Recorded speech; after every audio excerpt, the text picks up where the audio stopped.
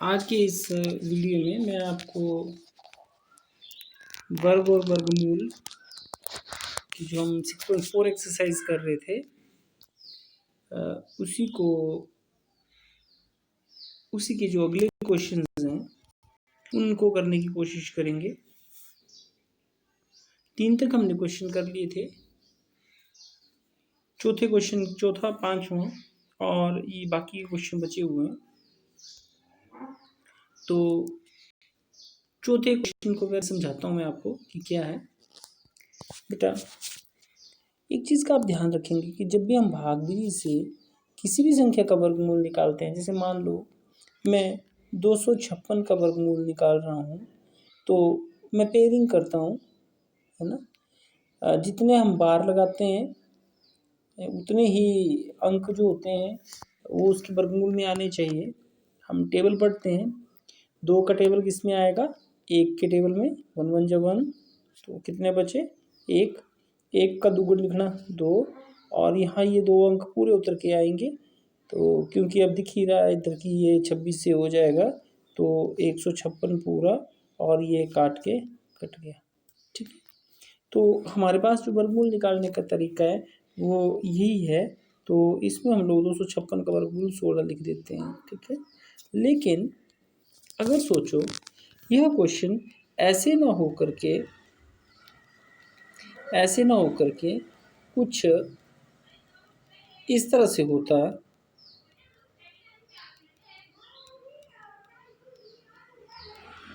तो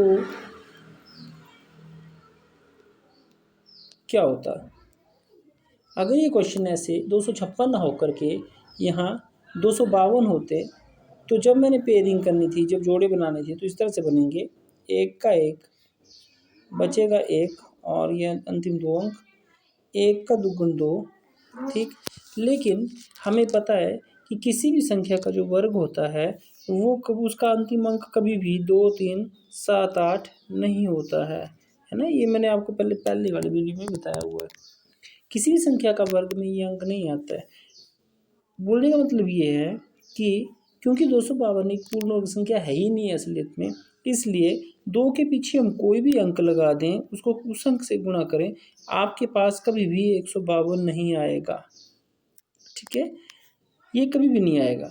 तो इस चीज़ को हमने कैसे करना है, अब देखिए हमारे पास 2 विकल्प बचते हैं। एक, या तो मैं 2 के पीछे 5 लिखूं और 5 से गुणा करूं, या फिर 2 के पीछे 6 लिखूं और 6 से गुणा करूं। आप समझ रहे हैं 2 विकल्प कैसे हैं। देखिए, जब मैं 26 को 6 से गुणा करूंगा तो 156 आएगा। एक ऐसी संख्या आई जो 152 से क्या है, अधिक। ठीक, जब मैं 25 को 5 से गुणा करूंगा तो 125 आएगा। एक ऐसी संख्या आई जो 152 से क्या है, छोटी। ध्यान देंगे यहाँ बिल्कुल बच्चे कि देखिए, अगर हमारे पास 256, क्योंकि वो एक पूर्ण वर्ग संख्या थी तो इसलिए उसका वर्गमूल निकालना पॉसिबल था, तो वो निकल रहा था। लेकिन यदि एक पूर्ण वर्ग संख्या ना हो तो हमारे पास इस तरह से 2 स्थितियाँ उत्पन्न हो जाती हैं। जब एक अंक हम उस संख्या के पीछे लिखते हैं तो एक ऐसी संख्या हमारे पास आ जाती है। कौन सी संख्या, एक ऐसी संख्या आ जाती है जो उससे बड़ी होती है, इससे बड़ी देखिए।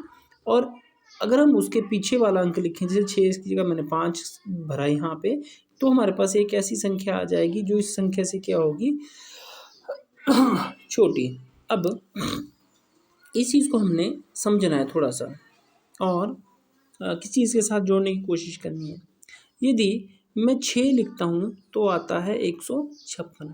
बोलने का मतलब कि यदि 252 को पूर्ण वर्ग संख्या बननी है, अगर 252 एक पूर्ण वर्ग संख्या हो तो मुझे उसके लिए क्या करना पड़ेगा, इस संख्या में, इस 252 में, इस 152 में जितना जोड़ के ये आना चाहिए वो इसमें जुड़ना चाहिए।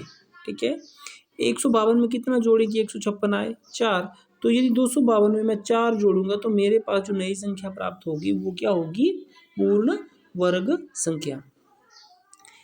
एक बार फिर से रिपीट कर रहा हूँ मैं। ठीक है, एक बार फिर से रिपीट कर रहा हूँ। मैंने कहा बेटा आपको कि जब हमारे पास कोई पूर्ण वर्ग संख्या ना हो तो हमारे पास 2 स्थितियाँ उत्पन्न हो जाती हैं। एक ये कोई ऐसी संख्या भर के हमारे पास एक ऐसी संख्या आती है जो दी हुई संख्या से बड़ी होती है, तो उससे पिछली वाले से एक ऐसी संख्या आएगी जो इस संख्या से कम होगी। ठीक है, अब क्या होता है, देखिए हमारे को ये पूछा जा रहा है कि 252 में मैं कितना जोड़ूं कि वो एक पूर्ण वर्ग संख्या बन जाए। तो स्थिति स्पष्ट है, 152 ना होकर के यदि 156 होता तो ये संख्या पूर्ण वर्ग संख्या होती। बोलने का मतलब मुझे कितना जोड़ना पड़ेगा, 4। ठीक, एक दशा ये होगी जोड़ने की। मतलब जब हमसे ये पूछा जाए कि दी हुई संख्या में कितना जोड़ें ताकि वो एक पूर्ण वर्ग संख्या बन जाए, तो हमने स्थिति उस वाली संख्या के लिए देखनी है जो इससे क्या हो, अधिक। फिर से लाइन रिपीट कर रहा हूँ मैं। अगर आपसे ये क्वेश्चन पूछा जाए कि 252 में कितना जोड़ें ताकि वो एक पूर्ण वर्ग संख्या बन जाए, तो हमने वो स्थिति ढूंढनी है जिसमें जो यहाँ संख्या आ रही है उससे अधिक हो। ठीक है, तो जितनी वो अधिक आएगी, जितना 152 और 156 में गैप है, वो इस संख्या में जुड़ना चाहिए ताकि ये एक पूर्ण वर्ग संख्या बन जाए। एक स्थिति। अब थोड़ा ध्यान से सुनना इस चीज़ को। ठीक है, अब दूसरी स्थिति देखते हैं। यदि मैं यहाँ 152 ना लिख करके 125 लिखता और यहाँ 5 लिखता, यहाँ भी 5 लिखता, तो आप देखेंगे कि ये होना 0 चाहिए था, लेकिन हुआ नहीं है 0। यहाँ हमारे पास 12 से 5 गए 7, 4 से 2 गए 7, 27। 27 जो है वो जमा में बच के आ रहा है। ठीक है, तो जब हम 152 से कम वाली संख्या ढूंढते हैं तो हमारे पास कुछ शेषफल बच जाएगा जो जमा में होगा। बोलने का मतलब यह 27, जो 27 आए हमारे पास, ये वो 27 हैं जो 252 से घटाए जाने चाहिए। तो 252 से यदि आप 27 घटाएंगे तो आई थिंक आपके पास रहेगा 225, जो एक पूर्ण वर्ग संख्या है। ठीक है, असलियत में जो भाग विधि है हमारे पास, वो एक बड़ा अच्छा तरीका है यह बताने का कि किसी दी हुई पूर्ण वर्ग संख्या में हम क्या जोड़ें, दी हुई संख्या में हम क्या जोड़ें ताकि वो एक पूर्ण वर्ग संख्या बन जाए, या किसी दी हुई संख्या में हम क्या घटाएं ताकि वो एक पूर्ण वर्ग संख्या बन जाए। स्थितियां दोनों आपके सामने मैंने रखी थी। देखिए, अगर बोला है जोड़े, तो हमने जो दी हुई संख्या यहाँ बच रही है उससे थोड़ा सा अधिक वाले के लिए ढूंढना है, यानी कि मैं यहाँ 27 लिख दूँ। ठीक है, वो गलत होगा। 27 नहीं, हमने वो ढूंढना है जो 152 से बिल्कुल थोड़ा सा ज़्यादा हो, जैसे यहाँ 156 आया। अगर आपसे ये पूछा जाए कि क्या घटाएं, तो हमने 25 वाली ऑप्शन पकड़नी है। बोलने का मतलब वो संख्या पकड़नी जो 152 से ठीक पीछे है, बड़े पीछे नहीं। लेने के लिए तो हम यहाँ 22 भी ले सकते हैं, 23 भी ले सकते हैं, लेकिन वो फिर गलत आएगा। तो इस तरह से इन क्वेश्चंस को करना है। अब हम आते हैं एक्सरसाइज के ऊपर। तो पहला क्वेश्चन है, 402 में वह न्यूनतम संख्या ज्ञात कीजिए जिसको घटाने पर ये पूर्ण वर्ग संख्या प्राप्त हो। तो हमने करना क्या है इसका, वही जैसे ये 402 लिया मैंने, ये मैंने लिया 402,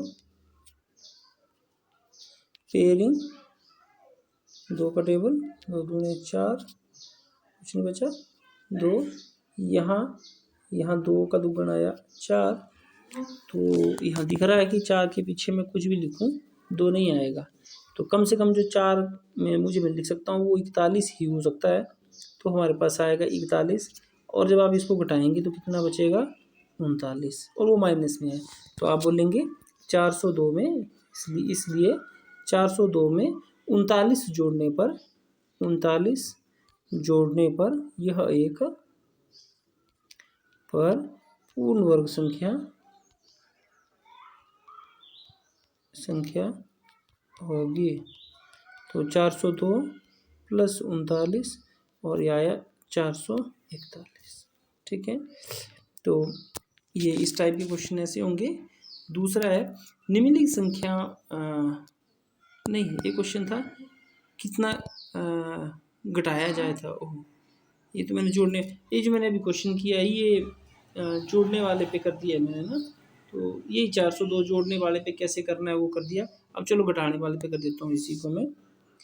402 से कितना घटाया जाए ताकि एक पूर्ण वर्ग संख्या बने, तो उसी तरह से पेयरिंग, चलो अच्छा हुआ दोनों भाग इकट्ठे हो जाएंगे।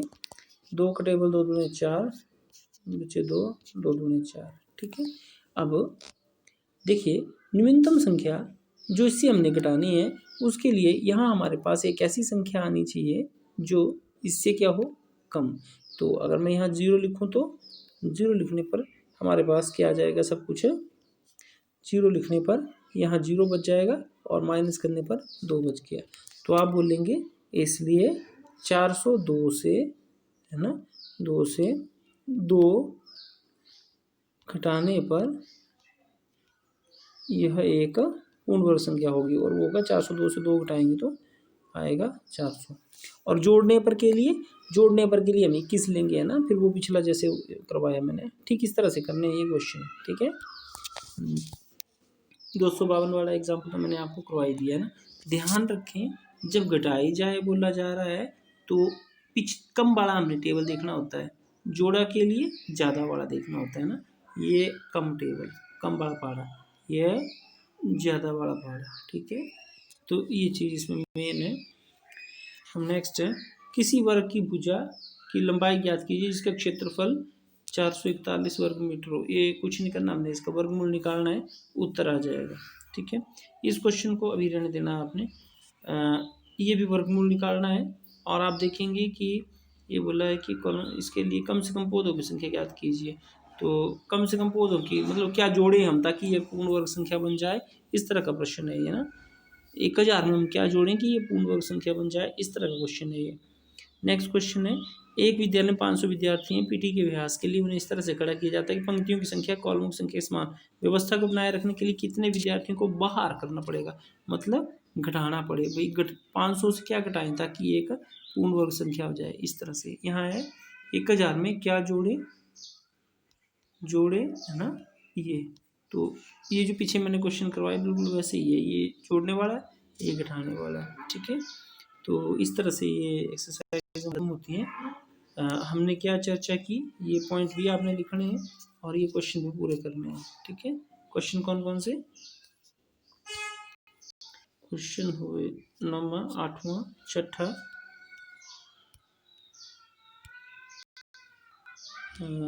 5वां, 4था। ठीक है, ओके। अच्छा हाँ, एक मुझे याद आई, बच्चों ने लिखा था कि एक क्वेश्चन हमें नहीं आ रहा है वर्गमूल निकालने का, वो था वर्गमूल 3। ठीक है, 5 का विजय ने निकाल दिया था, 3 का किसी ने नहीं निकाला है। तो बस सिंपल सिस्टम, इसके पीछे आप 0 लगा दो जितनी चाहें। अब टेबल पढ़ना है तो 1 1 जा 1, कितने बचे 2। अब पेयरिंग में 2 0 नीचे आएंगी, 1 का दुगुन 2। तो दिख रहा है यहाँ की ये बहुत बड़ी संख्या है, यह एक का दुगुन 2 दशमलव, बहुत बड़ी संख्या है। तो मेरे ख्याल लगभग ये 7 से जाएगा, 9 से इसने बढ़ जाना था। देखते हैं 7 से करके, 27 को 7 से गुणा करता हूँ मैं, 49, 7 दूनी 14 4 18, ठीक है ना।